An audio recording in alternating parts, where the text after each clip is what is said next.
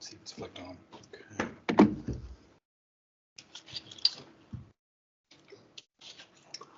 Okay, thank you all for being here. And since I want to embarrass him even more, I wanted to also take another moment to express my deepest gratitude to Peter for putting all of this together, because without him doing so, I probably wouldn't have mustered up the energy to do anything like a book launch. So really here for Peter, as far as I'm concerned, in doing all of this.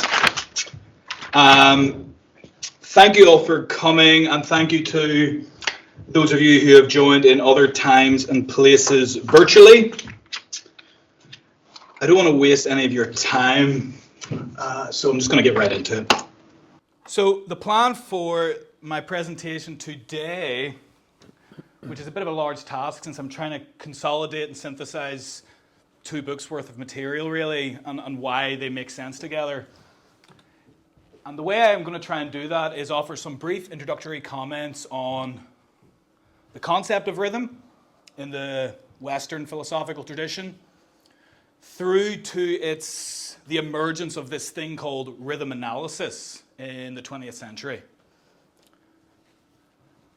And after having done that, I'll basically spend maybe 10-15 minutes talking about these 2 books, how they are situated within that history of rhythm and rhythm analysis, and how it seeks to take that history forward into the future, as it were.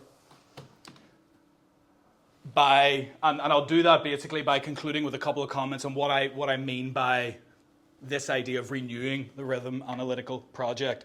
A project that in many ways never really got off the ground, you might say. Okay. So let's start by going from rhythmos to rhythm analysis.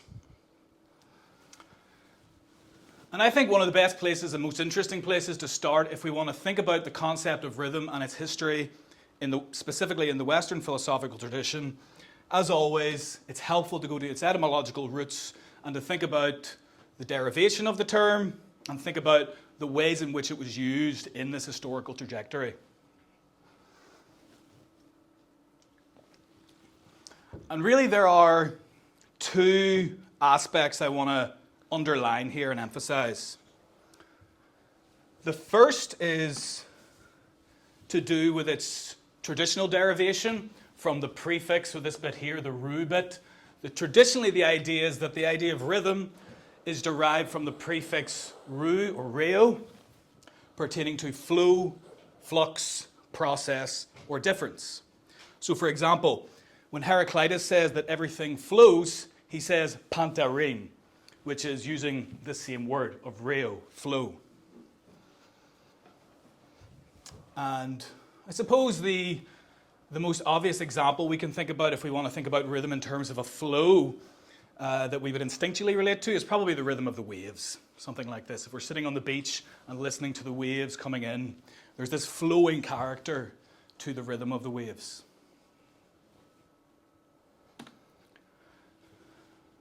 But also, obviously, it seems, when you put it, rhythm also necessitates some element of repetition. So, for example, in music, the rhythm of a piece of music is defined not just by a pure noise of flow, but by elements of repetition. But also, this is the third thing, the third element of the etymological derivation and history of the notion of rhythm that I want to emphasize, is that rhythm, yes, is related to flux, flow, process, and difference. Rhythm, yes, is related to repetition. But to bring these 2 things together also seems to require something else. And in the literature of how rhythm has been discussed philosophically, the idea here is that rhythm names that which bonds movement, what I call the contraction, or what others call the confinement of a flux or flow. So to give another example on this, the rhythm of the breath is not simply to do with the flowing or differential nature of the breath. It's not simply to do with how it's marked by repetition of in-breath pause, out-breath pause, but it's how all those elements work together to contract or consolidate a kind of temporal continuity which is a kind of flowing form.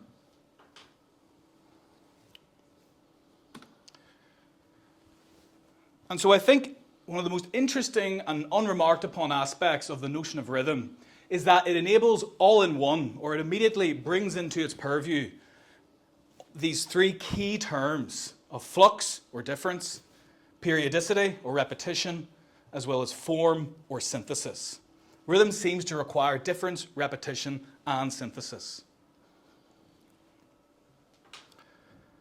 And if anyone like me catches the bug and want to go further in some of the philosophical and historical explorations of the notion of rhythm, then probably the best and canonical place to start is Émile Benveniste's 1966 chapter, The Notion of Rhythm in its Linguistic Expression, in his Problems of General Linguistics.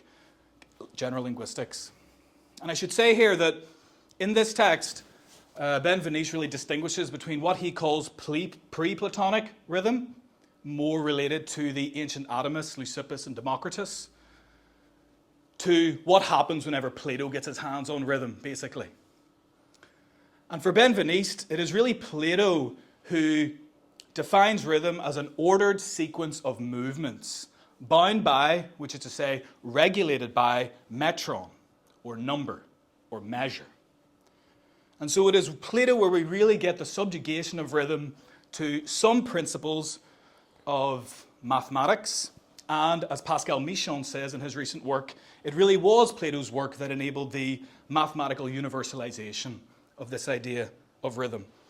And in many ways, it's interesting to note, for example, that there are two translations of rhythm in Latin.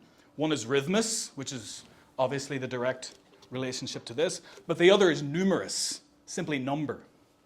And that translation to numerus couldn't happen, the story goes, without Plato's interventions.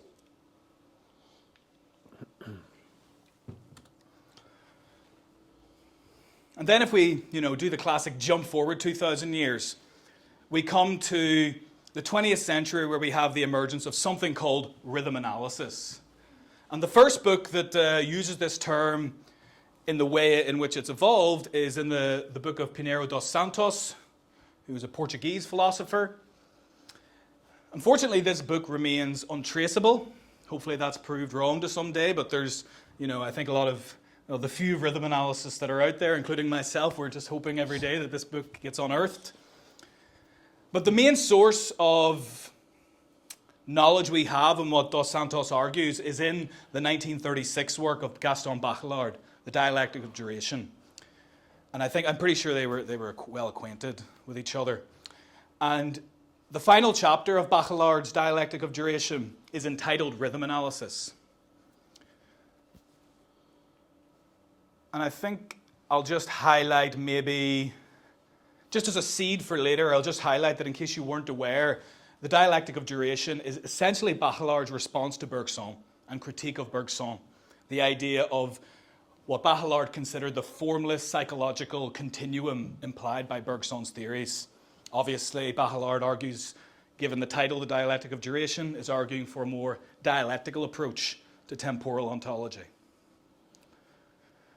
And then, just under 60 years later, we have Henri Lefebvre's final book, published posthumously, simply called Rhythmanalysis, Space, Time, and Everyday Life.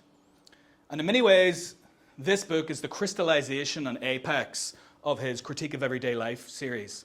So I'm sure if you've ever purchased or seen the Critique of Everyday Life series, it's 1,000 pages, 3 volumes, takes a long time to read through it. But then, just the rhythm analysis volume is considered, as it were, the unofficial 4th volume. It's never included in the compendiums, but it seems pretty clear that he's revising significantly some of the ideas that came before. And that's the tradition. That's broadly speaking the tradition as it's emerged to this day. And I should emphasize, and I'll just check my notes here to make sure. Yeah. One thing to note that I should underline here is that with people like Dos Santos, with people like Bachelard, we see a confinement of rhythm analysis, not exclusively, but mostly to, let's say, philosophy of time and ontology. But with Lefebvre, we of course have the bringing of this work into the domains of politics, law, economy, and so on. And so Lefebvre has really been crucial in, as it were, politicizing the orientation of rhythm analysis. And his work remains by far the most influential in the English-speaking academy. And some of the key themes in Lefebvre's work on rhythm analysis are first about this foundational, for him, distinction between cyclic and linear forms of time. Second, of course, given his Critique of Everyday Life series, everyday life, conceptualizing it and its possible transformation. As you already saw, difference, repetition, synthesis. As well as, to bring up a theme that we talked about earlier on today, this relationship between the abstract and the concrete. So I won't say too much more on this for now, maybe leave it there in case we want to talk about it in the discussion afterwards. But it is really this tradition, this Lefebvrean modality of rhythm analysis that has become most discussed in the English-speaking academy, particularly in the fields of sociology, geography and education. I'm thinking here particularly of people like our very own Professor Don Lyon, who's written on rhythm analysis. We have people like Fadia Daka, Yi Chen, Michel Alderhoff-Jones. And there's an emerging group of people working on this stuff, broadly speaking, in this lineage. Oh, I'll leave that there. Maybe come back on that later. So with that contextualization offered, this is where I want to put my work and sort of say how it speaks to that tradition and how it maybe goes in some different directions. So I wanted to speak first about how this book came to be and sort of what were the seeds of the text. And I had some broad ideas about how I wanted to write this book initially, and I was sort of reading everything I could that was kind of broadly in that terrain. One of the key pieces of readings that I was engaging with there was obviously Félix Guattari's Three Ecologies. And this quote in particular was particularly inspirational. I'll just read it here. He says, quote, "Our survival on this planet is not only threatened by environmental damage, but by a degeneration in the fabric of social solidarity and in the modes of psychical life, which must literally be reinvented. The refoundation of politics will have to pass through the aesthetic and analytical dimensions implied in the three ecologies, the environment, the socius, and the psyche. We cannot conceive of a collective recomposition of the socius correlative to a resingularization of subjectivity without a new way of conceiving political and economic democracies that respect cultural differences without multiple molecular revolutions," end quote. So this was the Guattarian inspiration. And from that, the thought occurred to me was whether or not it might be possible to rewrite the three ecologies in the context of contemporary technological developments. The three ecologies, if you're not aware, was published in 1988, quarter of a century ago. A lot has happened. And so that was the thought. Can we rewrite the three ecologies for today in the context of one project? The answer to that is no. You can't do that. It's not possible. I've tried. And so the follow-on from that is I need to narrow down my object of analysis, my actual focus. And so, as I'm sure you're aware, the three ecologies is based on this foundational distinction between environmental ecology, the natural environment, social ecology, the social environment, and mental ecology, the mental environment. And so that's really the focus of this book, the mental environment. Is it possible to rewrite mental ecology, taking into account the conditions of contemporary technicity, basically? So from this, I established my object of analysis, broadly construed. I had a broad idea of what I wanted to analyze. But I needed an approach. Oh, I should mention, by the way, at this point, I hadn't come across rhythm. I hadn't come across rhythm analysis. This is part of the process where I'd actually defined the problem before coming to the method. Just thought I'd note that. And so I needed an approach, I needed a method, and who else am I going to turn to? I'm going to turn to Gilles Deleuze. I'm going to turn to the logic of sense, because why not? And I remember the moment very well. I was on a flight reading through one of the series that are in the text, and I come across the following quote. It was a true, Deleuzean encounter for me when I read this quote. It was the following. Sorry, it is Deleuze, so I will read it out. He says, "It is not at all the case that revolutions are determined by technical progress. Rather, they are made possible by this gap between the two series, which solicits realignments of the economic and political totality in relation to the parts of the technical progress. There are therefore two errors which in truth are one and the same. The error of reformism or technocracy, which aspires to promote or impose partial arrangements of social relations according to the rhythm of technical achievements, and the error of totalitarianism, which aspires to constitute a totalization of the signifiable and the known according to the rhythm of social totality existing at a given moment. The technocrat is the natural friend of the dictator, computers and dictatorship, but the revolutionary lives in the gap which separates technical progress from social totality and inscribes therefore his dream of permanent revolution." End quote.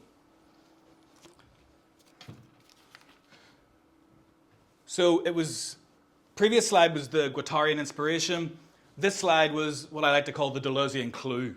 It gave me a clue initially that there was something to this idea of rhythm in exploring the relation. It basically applied to social, political, economic questions.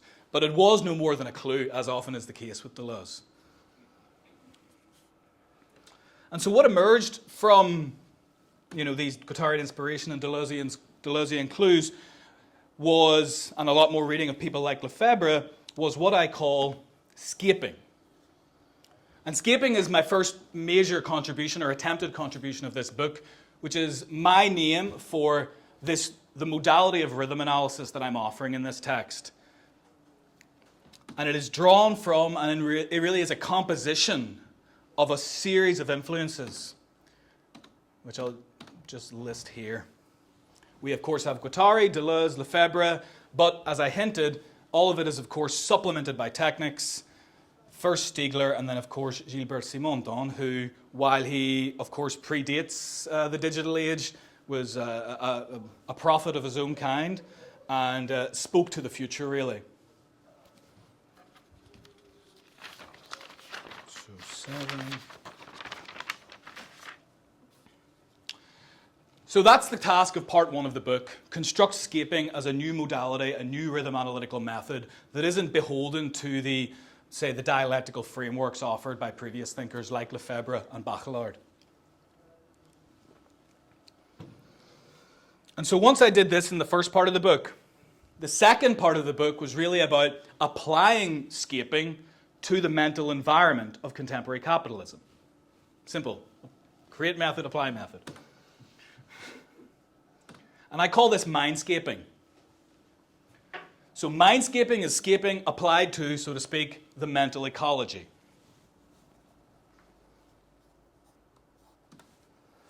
Where the key question that dominates this second part of the book is, what is the mental environment of contemporary capitalist milieus? And this is explored through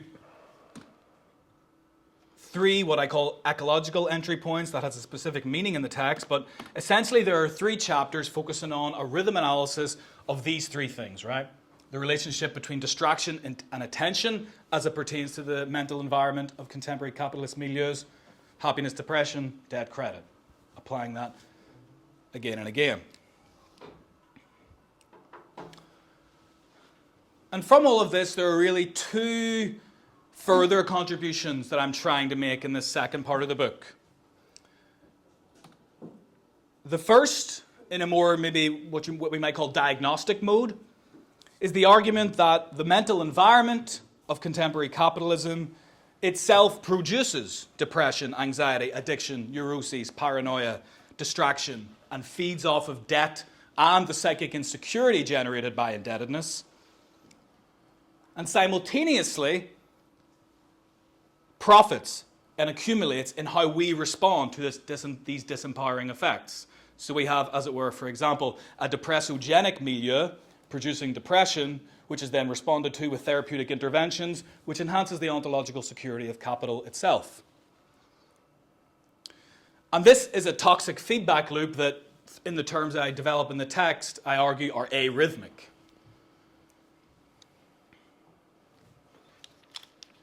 And then the second sort of major attempted contribution, which, if this is the more diagnostic mode, this might be more the prescriptive or therapeutic mode of contribution.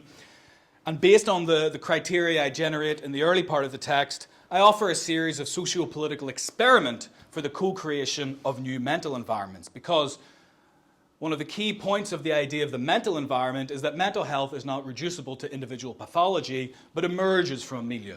And so the point of, so to speak, treating mental health is actually about treating the milieu, treating the society, transforming the society. And that is done through transforming everyday life. It's the only place it can. And so for anybody who wants to see what that looks like in terms of the contents page, I can leave that up for a little bit of time, but I don't want to leave it up for too long. Is that visible? Yeah.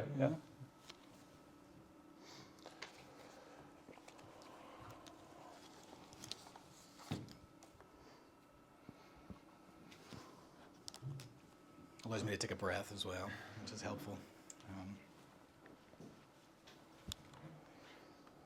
Okay. Oh, and I didn't mention, one of the things that I love about this book is, first, the preface that Gary Gnosko wrote, which is arguably the best part of the book. Second only to Ian Mackenzie's contributions in the postscript here, which is essentially a short dialogue between myself and Ian. So, worth the £85 all on their own. Yeah. All right. So that's what the new book, as it were, seeks to do. This is the one coming out in July. But with that contextualized, I think it helps make sense of this other text, the paperback of which is coming out. And it hasn't come out yet. It's coming out in like 2 weeks or so. And the implicit premise of this text, which is essentially rhythm analysis applied to law, to legal objects of analysis, is that this Guattarian tri-ecological project, mental ecology, social ecology, environmental ecology, requires a rhythm analytical articulation of social ecology. And part of that is having a sense of what legal institutions and practices are, according to the rhythm analyst. And so that's what this text tries to do. So really this book is about, part of it is my attempt to start, thinking about the next step in that dream of rewriting the three ecologies, so to speak, which is not one book, which will be, I'm sure, a project that might never be complete. And there's a few further things that I tried to do in this book, which is mercifully shorter than the other book. The first is to provide what I call a rhythm analytical entry point. So if you're maybe intrigued, but maybe you don't want to read the 400 pages or whatever, then this is a better place to go to get a sense of how we might more quickly start thinking rhythm analytically. It's aimed at who I call budding rhythm analysts, as well as primarily socio-legal scholars and legal theorists. The book is also my attempt to offer a schematization of my own evolving articulation of rhythm analysis, which I'm increasingly thinking about in terms of sort of a three-leveled analysis of what I call the biorhythmic, the cosmorhythmic, and the techno-social rhythmic. Happy to explain what those things mean if anyone cares to ask.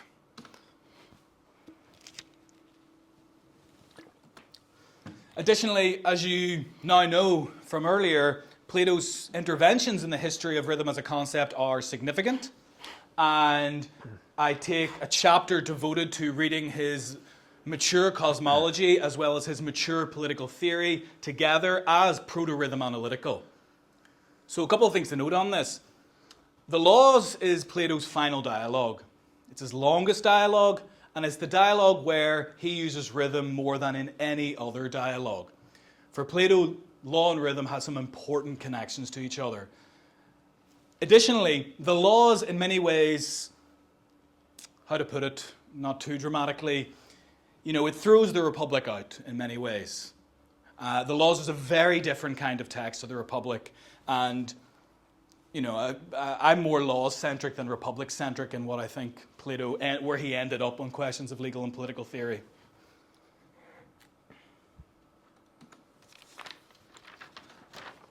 Furthermore, I try and offer two arguments that, surrounding what I call the rhythm-law nexus, the connections between law and rhythm. Plato's a historical precedent for that. But the long and the short of it is here, simply that I argue that rhythm analysis ought to think more about law, which they haven't done much of, and further that legal theorists and socio-legal scholars ought to engage rhythm analytical approaches, not least because it might help bridge some of the divides between, say, law and space literature and law and time literature, whereas rhythm brings them together.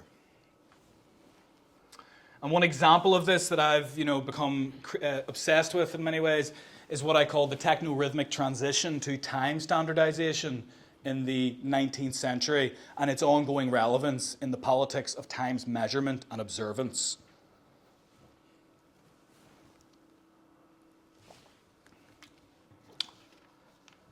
Is that? Yeah. Oh, yeah. And there are some consultation copies up here if anyone wants to take a look at that, but this is also what that looks like in the text. That looks a bit less visible, but it's the best I could do.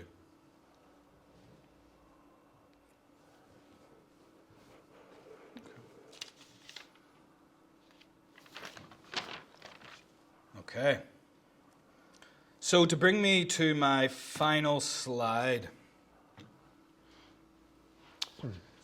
So, what does it mean to renew the Rhythm Analytical project? I just wanted to take a moment to briefly note that there's an introductory note at the start of Lefebvre's rhythm analysis text, only a couple of lines. And he announced, out of nowhere it seems, but I suppose it's the first page, but he announces, without justification almost, the ambitions of what he thinks of as his version of rhythm analysis. Namely, the founding of a new science, a new field of knowledge, what he calls the analysis of rhythm with concrete or practical, one or the other, implications.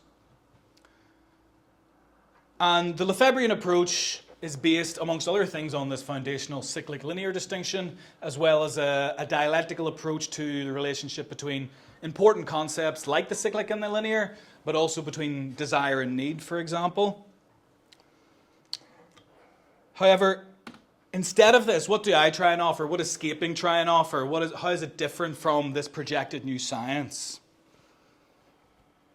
And the hope is that it tries to offer an immanent and non-dialectical approach to a mode of doing rhythm analytical approaches, but also one which can, instead of seeking to found a new master science, instead tries to constitute rhythm analysis as a transdisciplinary field of inquiry. And this is something I've tried to do a little bit with, say, reaching out to some of the more natural sciences or psychological sciences in different books and trying to bring them into the rhythm analytical purview. So I wouldn't quite say that we need a new science. I would rather say that what we need is instead the proliferation of rhythm analytical projects. That's what I'm aiming for. That's what I'm hoping to contribute towards. And this project itself is just one part of what I see as a broader attempt by many scholars, including myself, to try and renew the rhythm analytical project. And that might be it. That is it. Great. Thank you all for your attention. Much appreciated. Thank you.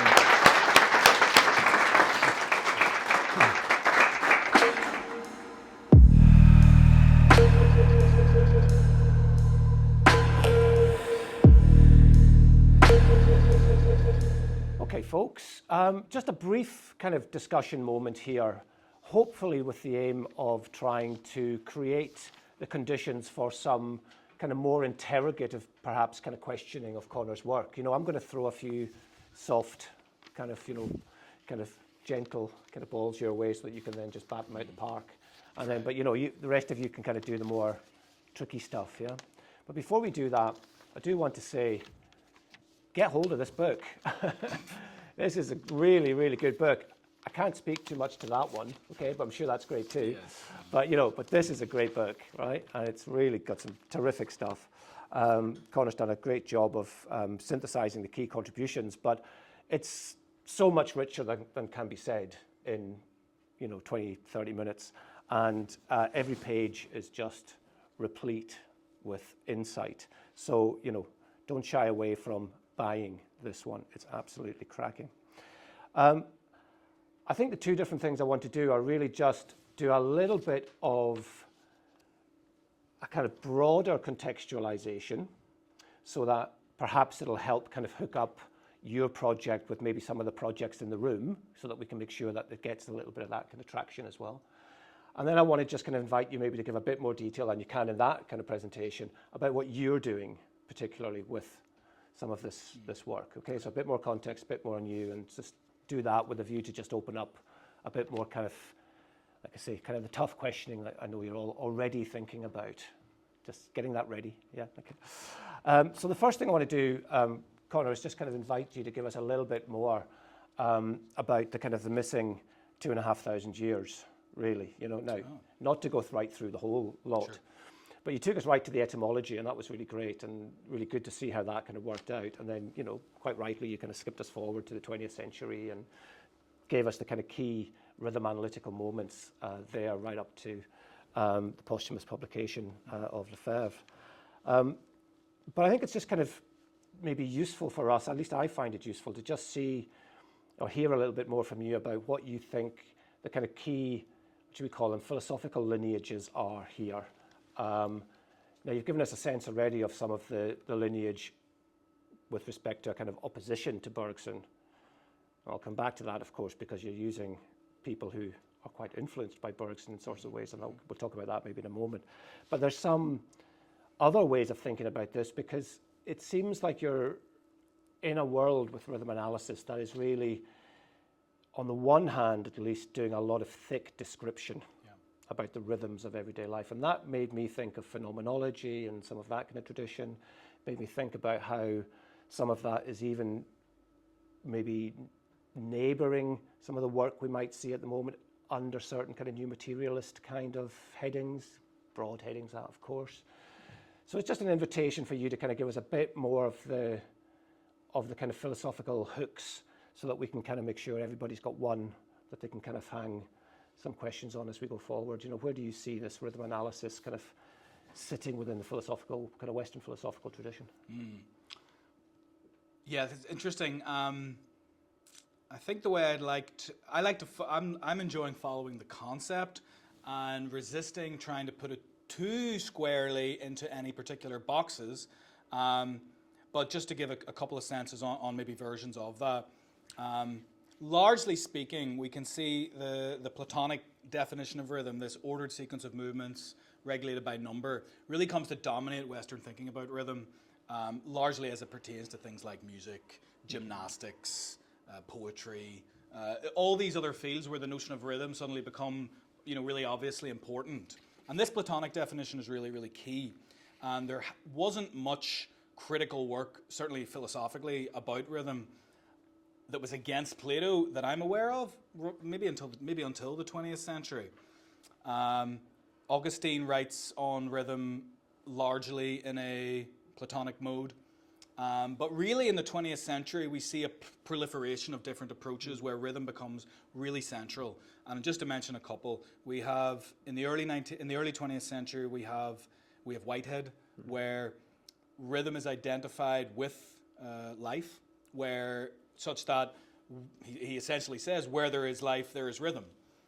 And so we can also begin to connect Whitehead into this tradition. We can begin to connect into this tradition, obviously, as you can see, and if anyone's read, for example, the refrain in Thousand Plateaus, this is a concept of rhythm, essentially. Essentially, Emile Plateau has as it were, a subterranean concept of rhythm that brings together that critical tradition, that minor tradition, which we're all used to. That would be one thing to say. The second point I wanted to make on this is that sometimes the most interesting places to look for non-Platonic. I mean, I don't want to throw Plato under the bus on this count here, because his comments on rhythm are actually really useful and enriching. But if we want to look for a non-Platonic tradition, then we got to look elsewhere. We got to look outside of philosophy largely. We got to look to things like gymnastics. We got to look to things like theories of medicine.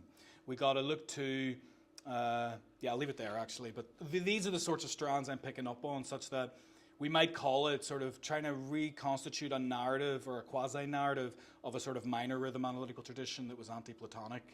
But that work remains to be done, and I certainly haven't done it yet.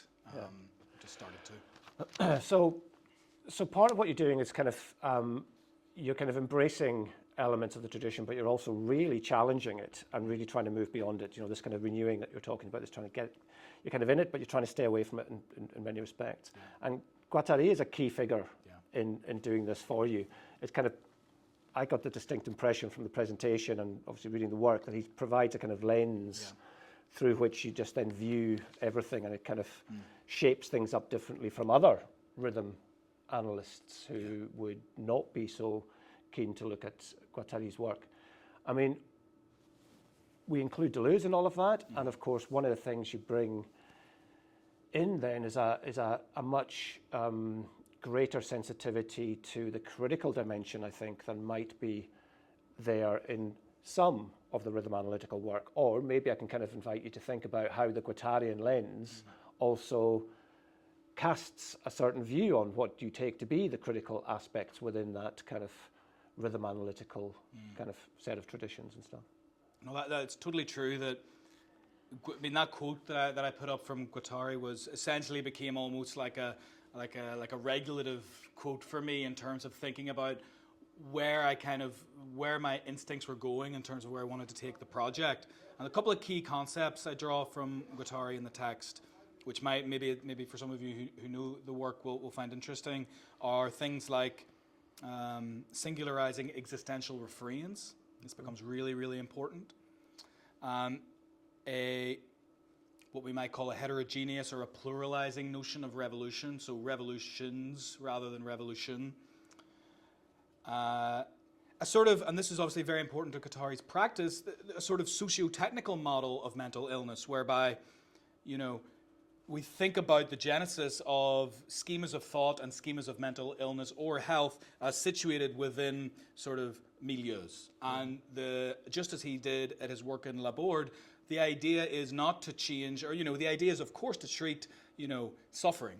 But the idea is not to treat suffering through normalization, but to treat suffering that we all share through transforming our everyday lives together. And so that's really the idea here, is that in our rhythms of everyday life, we really contribute to each other's suffering by perpetuating capitalistic milieus, and only we can, as it were, start to build beyond that. So that's really the key things I take from Guattari. Obviously, the ecological focus is really, really key as well, trying to think about these things as ecologically related. And in the preface, Gnosko called it ecosophical rhythm analysis, which is a better phrase than I came up with, but that's really what it is, or that's what I'm trying to make it. So that, I think, really helps us give a sense of your focus. And now I want to kind of zoom back out a little bit, because I want to get to what you do. But to get to what you do, I'd like to kind of think, well, what do rhythm analysts do, generally speaking, so that, again, we can get that in the room. And then think about what you've done that's maybe a bit different. So what do rhythm analysts do? Okay, so they're focusing on pattern movement of bodies and space and time. How does this work? What kind of approach really is this in the hands of rhythm analysis generally? Yeah, it's a great question, and it speaks to the quote I sort of skittered over there from Deleuze at one point in the text. So the easiest way to answer this, I think, is underline what Lefebvre says at the beginning of the rhythm analysis book. He essentially says there are two ways of doing rhythm analysis. We can either start with the abstract, so we can be like with a philosophical spirit, do conceptual analysis, come up with all our concepts, do our conceptual and philosophic hygiene, make sure all our concepts are perfect, then apply them to the world, of which there aren't really many. I think working now, as I said before, most rhythm analytical work is done in, say, the context of geography, education, sociology. And in that sense, they more fall into what Lefebvre says is the second way of doing rhythm analysis, which instead of beginning with the abstract, begins with the concrete. And it begins with the concrete, if we think about the doctor, analyzing bodily rhythms in order to make therapeutic interventions thereon. You know, what is your normal heart rhythm? Have you got an arrhythmia? We'll treat it with X, Y, and Z, right? That's the sort of the doctor as rhythm analyst idea. But in terms of the literature, we see, so for example, almost as you say, a sort of almost like a thick description of, you know, observing, say, marketplaces and how bodies move in space and time. And, you know, somebody might walk along London's, go for a walk in a city and analyze the rhythms.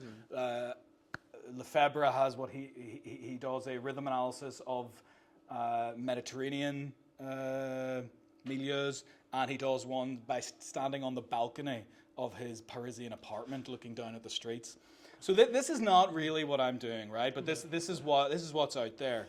And for me, it's really important to really articulate how rhythm analysis, for Lefebvre for sure, but for others, maybe I'm putting words into their mouth, but I don't know how much others are articulating rhythm analysis as a political project, as a methodology which, in its very construction, has to account for, as it were, politics, law, economy, society, and so on.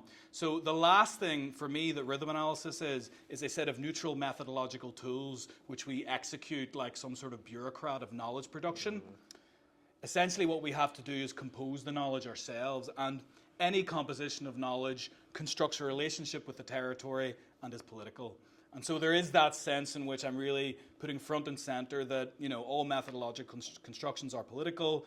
You know, let's be front and center about it. Yeah. That's the idea. I think that's really important, because I mean, this is maybe a kind of confession on my part that, you know, I sometimes kind of look at the rhythm analysis and just kind of think it is someone just standing on their balcony going, oh, look at the way they're moving. Yeah. You know, and it doesn't seem like that's very interesting, you know. Sure. What you do with it is much, much, much more interesting.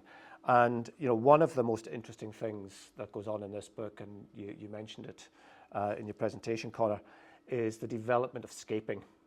So, you know, I want to just kind of invite you to kind of talk about your approach and how this really has grappled, not just, if you like, go back to your presentation with the kind of the regulatory Guattari quote, but the regulatory Deleuze quote about finding those kind of moments of revolutionary potential and kind of where that kind of sits, because it seems to me that that's really central to the key terms of the title, the Capitalism and Mental Health, and how they relate. And you talked about the milieus there. We need to focus on those to kind of understand that relationship. But again, not just from, you know, metaphorically standing on your balcony and looking at those milieus, but finding those moments of revolutionary potential, it seems to me. So if I've understood scaping correctly, I mean, you know, could you maybe just kind of bring these elements together around how we understand the relationship between, you know, capitalism, mental health, and, you know, what we might do to kind of change our mind? Yeah, great, thank you. So I think I think for that, I think it'd be useful for me to just briefly mention just, like, for example, what other literature that's out there on the relationship between contemporary capitalism and mental health is doing. So I'm sure some of you have heard of, say, Jonathan Haidt's work. So Jonathan Haidt, The Culling of the American Mind, blah, blah, blah. So he's come out with this recent book, maybe some of you have seen it, The Anxious Generation, how, I forget the title, but it's based on the idea that since the invention of the smartphone, there has been an explosion in mental ill health, particularly among what are called the smartphone generation, right? So people who weren't yet 16 by around 2012, roughly speaking. So people whose neuroplasticity was more open before the smartphone was invented. And so some of us who were maybe a bit later weren't as affected by that, but have been affected. But certainly for younger generations, it seems, some of the data suggests, correlative data, that it's having an effect. And where does Haidt go with this? Haidt argues that childhood has been rewired, not just because we're apparently underprotecting or overprotecting children, you know, out in the world, but that we're underprotecting them online. And so he comes to a set of essentially like, let's ban smartphones for under 16s. Let's, you know, let's get together in schools and you know, lobby for change at the school level. And there's something to be said for that. But for me, it sort of sidesteps the One, the sort of, and on this I'm Stiglerian to this extent, I think, the pharmacological potential of contemporary digital technology, that it has curative, this is to say, as well as poisonous properties. So its poisonous properties are pertinent to how it's situated in our milieu. And so the idea is to try and create, and this is what I do with the series of experiments in the second half of the book, is try and offer a set of potential experiments to transform those milieus on local partial levels. Because, look, there's no other way to do it than to start with local partial levels.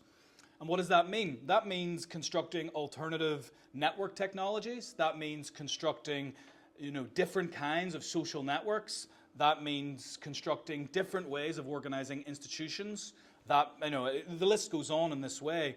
But the idea is that it leads to a set of experiments that are, if as it were, justified immanently within the text, without pretending to be, transcendent sources of human flourishing or whatever it might be. These are a set of immanent experiments that are pertinent to this rhythm analysis of our contemporary context. So I don't want to go on too far. So no, that's cool. That's where cool. I'll stop. Yeah. That'll do nicely, Conor. Thanks ever so much. We've got a comment from, if I read that correctly, Michael. I think it is just a comment, so thanks, Michael. Is it a question? Am I just not reading that correctly? Sorry.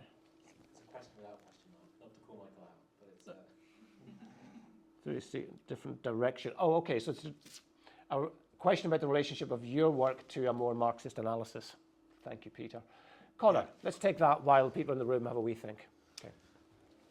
So you want me to answer that? Yeah, go for that now, sure. And then we'll come out to the... Well, first of all, thanks for coming, Michael, and thanks for the question. It's a great question. I'll have to push you to read the book.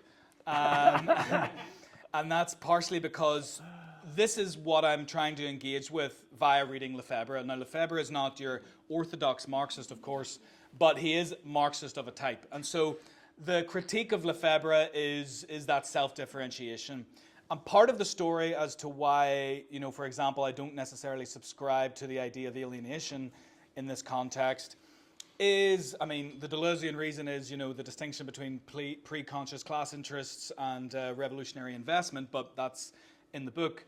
But the idea here is, of course, that the classic one being that there's no pre-social subject which can be alienated. It's more that Deleuzean constructivist, processual nature. But without wanting to go too far into the details, I might just have to leave it there. But I promise you it's in the book. I can't say that. Lovely. Okay, thanks ever so much. Ben, can we start with you first?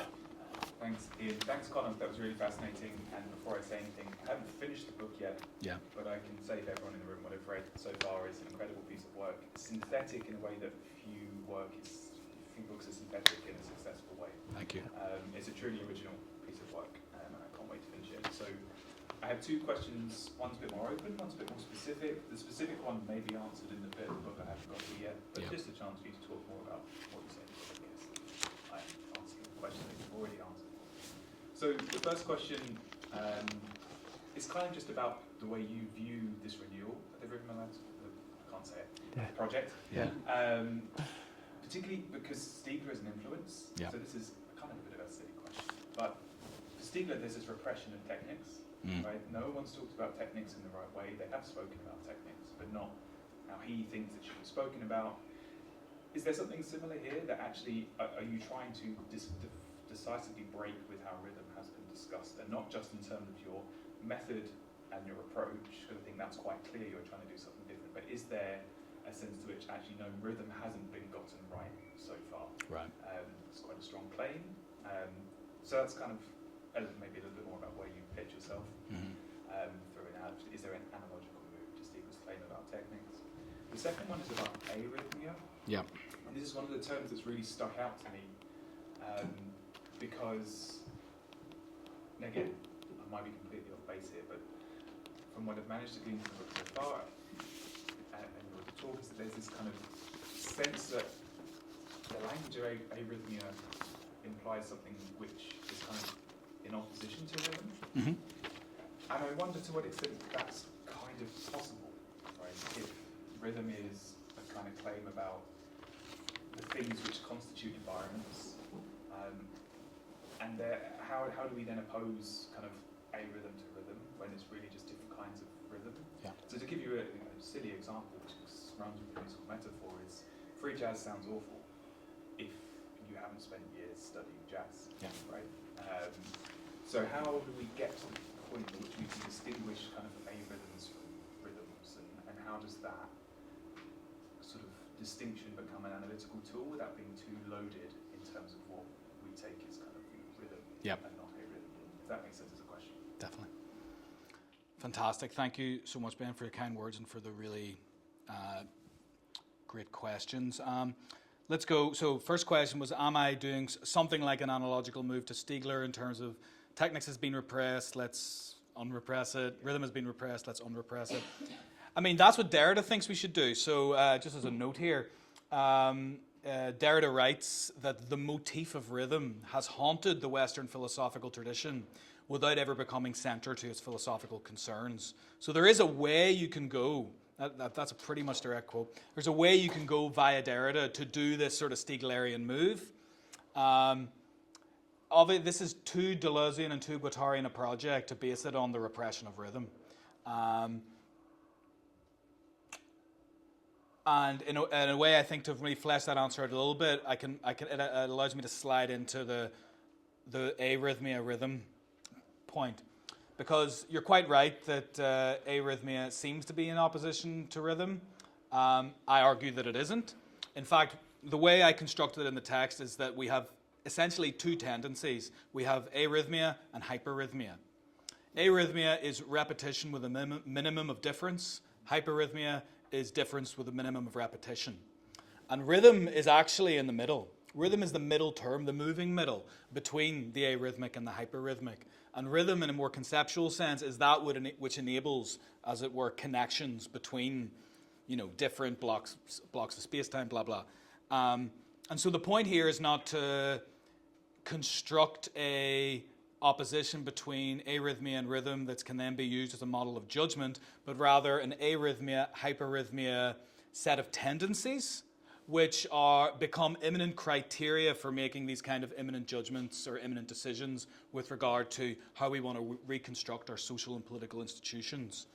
And the idea here is that rhythm can become critical when it's deployed in this way, and it becomes critical in a way that doesn't reduce it to just the negation of arrhythmia, basically.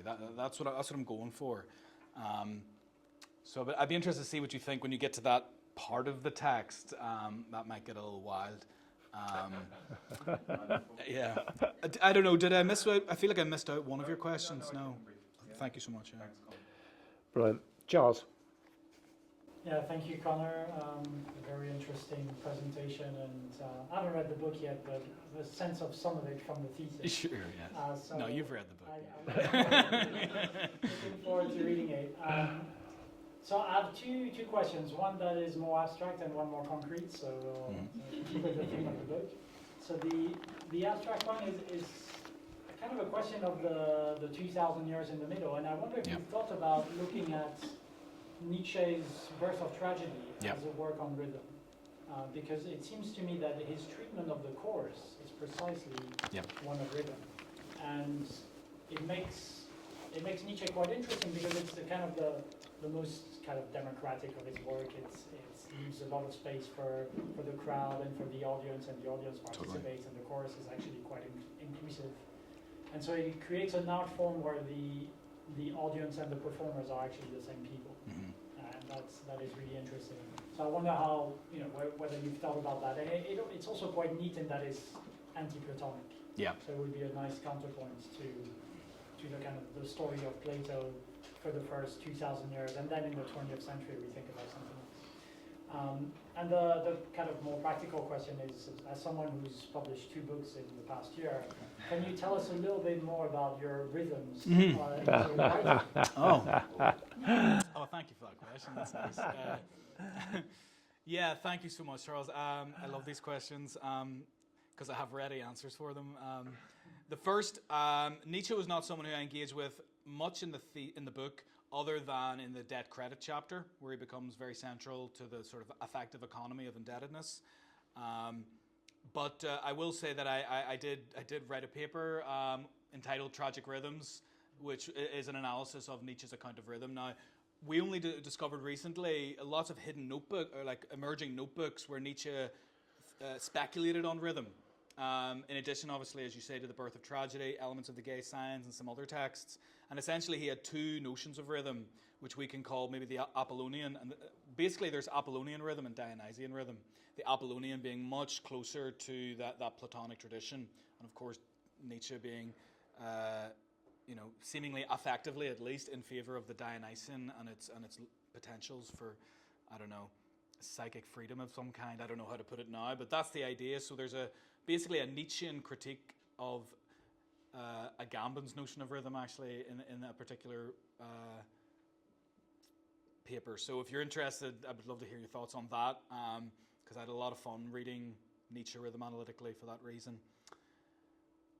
Was there another point there? Oh yeah, on the more broadly on the historical point, one of the things I should note is one of the people who are working in this field at the moment is a guy called Pascal Michon, and he's written so far now, I think 5 or 6 volumes called The Elements of Rhythmology, is what he calls it. And essentially he's doing this historical work. So he goes back to the ancients, tracks it through. I mean, he does take a bit of a historical leap, I think. I think he goes up to the Renaissance and then jumps to the 1840s. So there is a gap there from memory. But like that's one of the reasons why I can't get too bogged down in that historical work, is because other people are doing it and are maybe more qualified to do it than I am in those senses.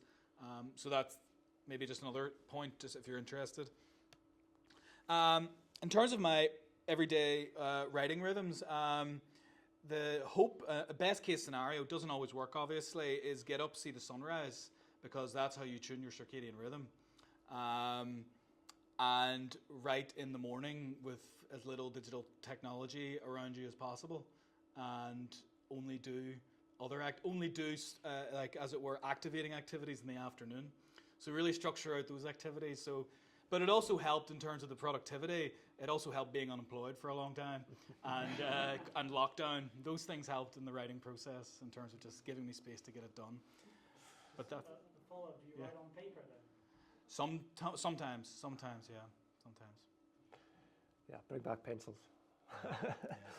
Brilliant, thanks. Conor, over to you. Thanks. I'll add part of the chorus here. Fans of the work, I should say. I enjoyed the presentation. I'm in a similar position, having had the great fortune to have read the first version, I guess, of the book, and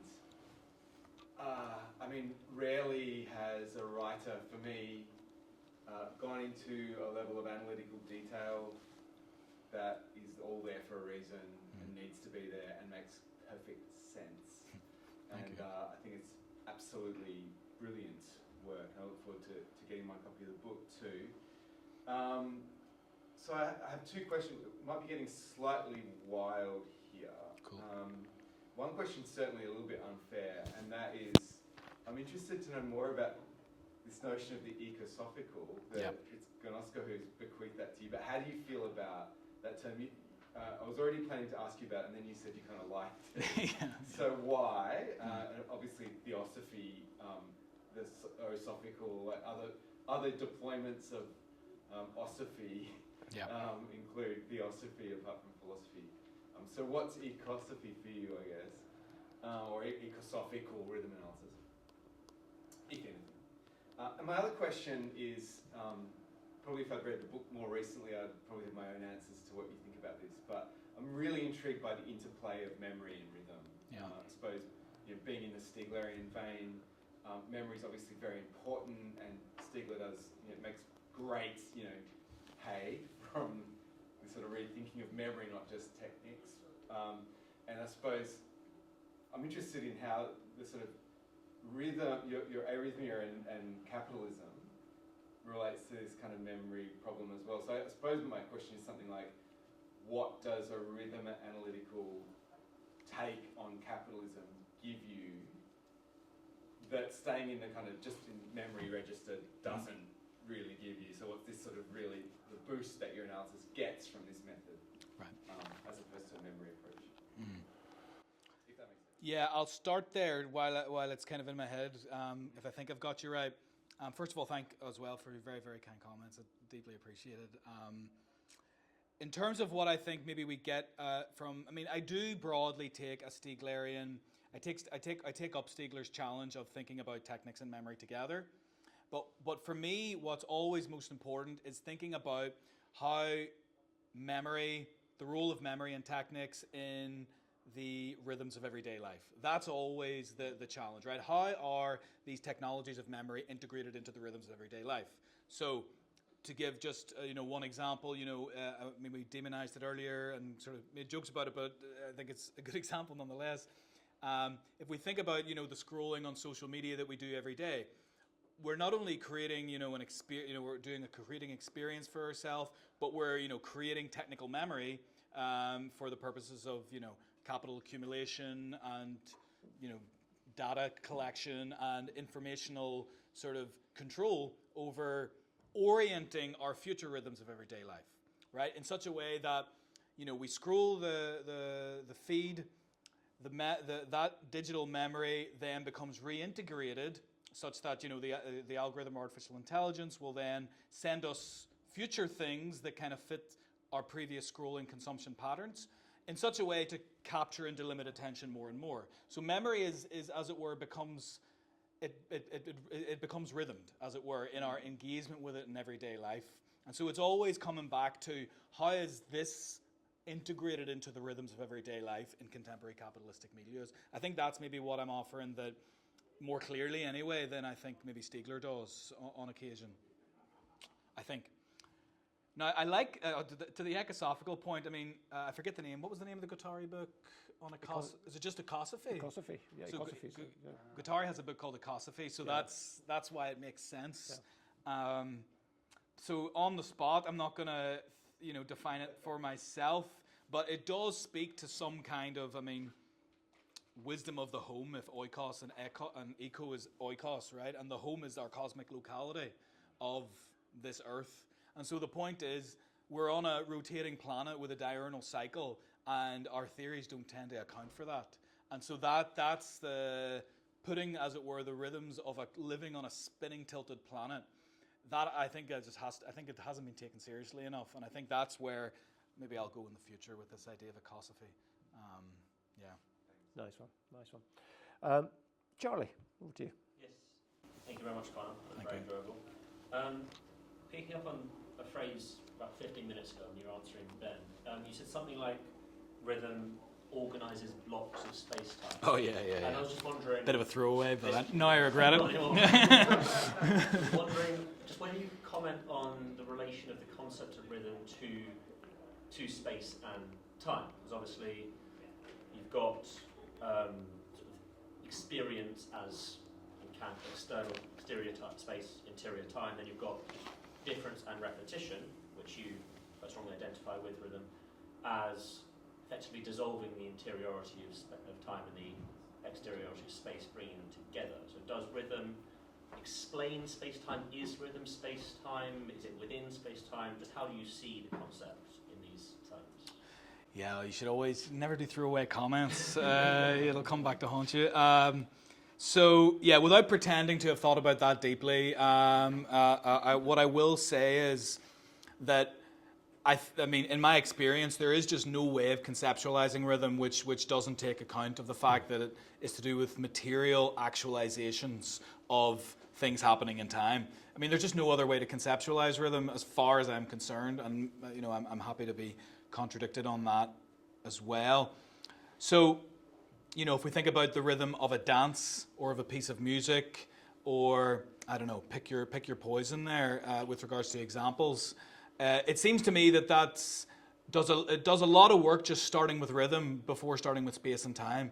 You get away from say the Bergsonian or Heideggerian critiques of the spatialization of time, or indeed some of the critiques of representationalist methods in political theory for pretending to depict static depictions of static reality. Rhythm already gets you into the middle. It gets you into the middle with the movement of the process. And so that's something I try and fold into the method very, very deeply to try and think what would it mean to, go processual and rhythmical all the way. But whether it can maybe explain, space-time itself, I don't know. I'm not sure about that yet. Do you want to come back? I don't know if I really answered your question there. Yeah. Okay. Thank you. Cool. Thank you. Sadiq. Thanks, Conor. I haven't read the book yet, but definitely on my to-read list now. So Thanks. Thank you for that. I think I wanted to, if I can, push you a bit on questions that colleagues asked, if that's okay. So the question around reflecting on your own writing practice was one I thought was really interesting, because, as you'll be aware, a lot of the rhythm analytical work that's based on ethnography tends to be reflexive. So what's my role in this rhythm? And in the context of mental health, the question I wanted to ask was very much around how we're characterizing or placing ourselves within arrhythmia, rhythm, hyperrhythmia. Because did you find yourself needing to carve out a space of, shall we normatively say, normal rhythm in order to produce within the context of academic capitalism, having to ring fence yourself from ref cycle, employment needs, etc.? Or is there a space for tapping into the hyperrhythm of the perpetual drone of the email inbox, which calls us to continuously produce? I think that's the first one, and then to cheekily ask a very similar one, if I can. There's been a lot on what I would characterize as the move from the mechanized rhythm of the factory to the perpetual drone of the server farm. And we get, even going back to Mark Fisher or Byung-Chul Han, who are writing on this kind of perpetual burnout culture, right? And I think somewhere in there is a question of how you see us as a political project carving out a space for other kinds of rhythms. I don't know if that makes a lot of sense, but those are my thoughts while we were talking. Great. Yeah, I think these are tricky ones to answer. Now, correct me if I'm wrong. If I've understood your first question, you're essentially asking me how I differentiate myself from those ethnographic style approaches, if we want to put it in a sentence. Sorry to ask for clarification, but just to make sure I'm answering you. No, I rambled unnecessarily. I think that the thing I'm asking is, it sounded like when you were speaking, like you carved out for yourself a normal rhythm in order to produce this text. And I think we've all felt, I'm not going to speak for other people, I have certainly felt myself pulled into other kinds of productive rhythm. Yeah. And so I think my questions are entangled in that, is it that we must carve out this normative space of rhythm for ourselves to have mental health? Yeah. Right. Yeah. Thank you. That's a helpful clarification. Well, truth be told, in my response to Charles's question speaks to where I'm at now, my more evolved, relationship to writing compared to when I wrote the mental health book, which was more defined by that hyperrhythmic, chaotic, work at all times style. So very much I became, the actualization of my worst nightmare in the text in the very way I worked on the text, without making that like something I ethnographically reflected on. So I would say that over the years I've had to carve out that and take seriously the idea that there needs to be some carved out space to the best of my abilities. Otherwise, the pull of the hyperrhythmic pull, as you're calling it, which I like, is too strong a pull without some borders. Whether I would prescribe them to others is another question, because then that becomes a question of the political, of organising with others. And so I wouldn't want to prescribe my rhythms of everyday life with others, but the point is that it should be about the sort of co-creation of new mental environments and sort of thinking about institutions like the university. Could they transform their very functioning to establish and incentivize different kinds of rhythms? Could a university self-govern in their locality in such a way that didn't promote that hyperrhythmic chaos? So far, it seems like it can't, but that's the idea. Some localities who can then test out and experiment with these ideas, not just mine, but others too. But yeah, I don't want it to seem too prescriptive in terms of this is the only way to do it. It's more an invitation for others to get involved. Okay. Peter, were you drawing my attention to Joshua's question? Yes, and also And another small one from myself. From yourself. Let's focus on Joshua's Should we do Joshua's? I think, so just behind you. How might legal theorists and legal geographers who study the spatio-temporalities of law benefit from your development of rhythm analysis, e.g. scaping? What might rhythm analysis do differently from Mariana Valverde's, hope I got that right, chronotopes of law, for example? I don't know if that's a reference you know, Conor, but what does rhythm analysis offer in terms of what's already going on with legal geography and spatio-temporalities of law and so on? I'm dimly familiar with Valverde's work on that, but not so familiar that I can just riff off of it on the cuff, Joshua, so sorry about that, and thank you for coming. What I think it offers is a much, well, I can't say much, but I think a more systematic picture of analysing legal objects of analysis which take into account, as I say earlier, the biorhythmic, the cosmorhythmic, and other techno-social rhythms in relationship to law. So the idea is that law law serves to help consolidate expectation frameworks, and it helps to establish a sense of temporal continuity in the context of a political and legal system. But that only makes sense when we contextualize it within the biological, cosmological, and technological and political systems which they ecologically interact with. So the idea here is that we need to be able to systematize complexity between different levels as well as the relationship between them. So not just the levels, but the relationship between them, I should say.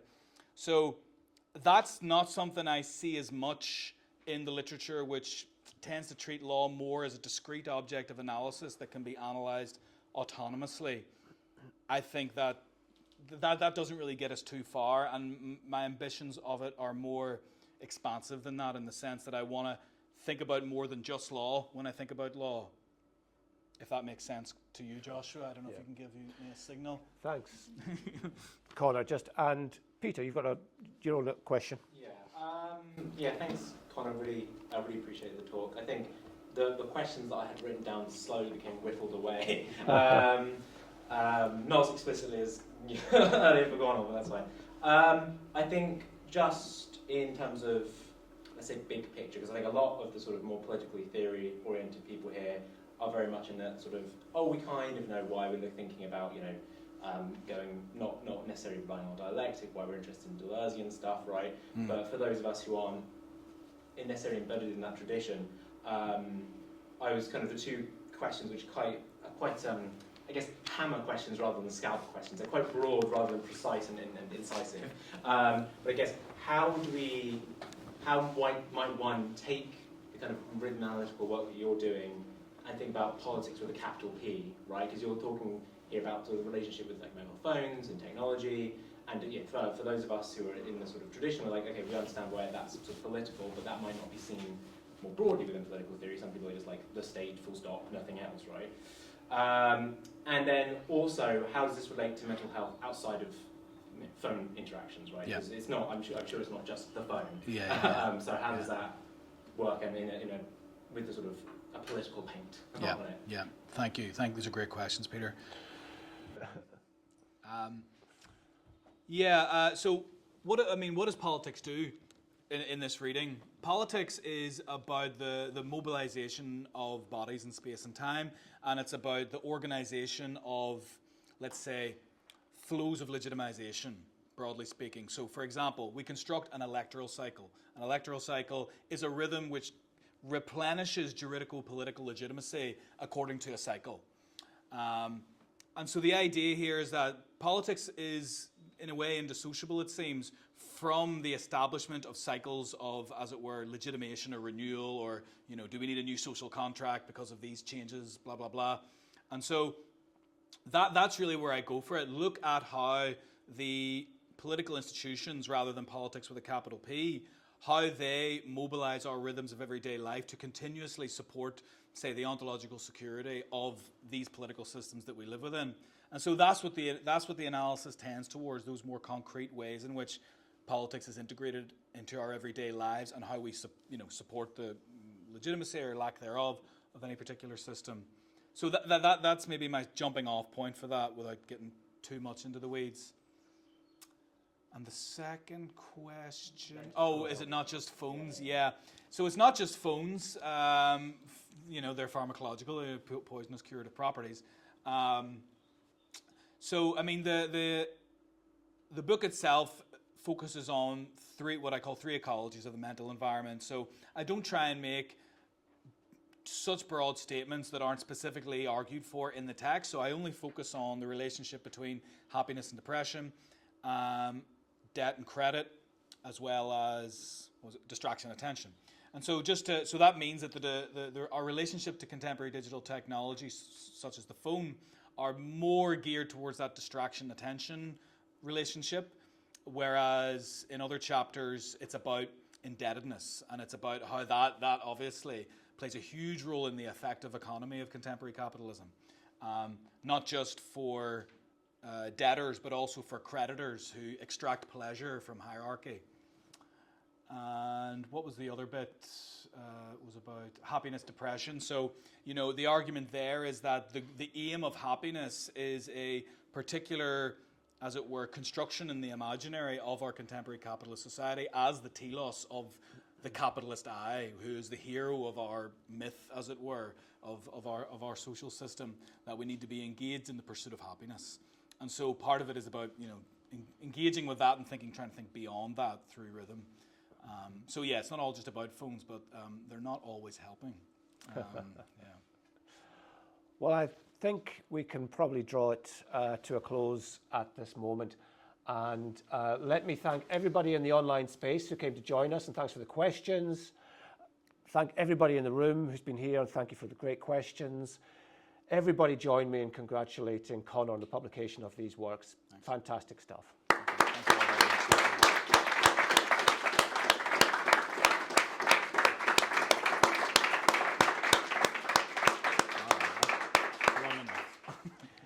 Thank you very much, everybody. No, we're not shouting for the encore, don't worry.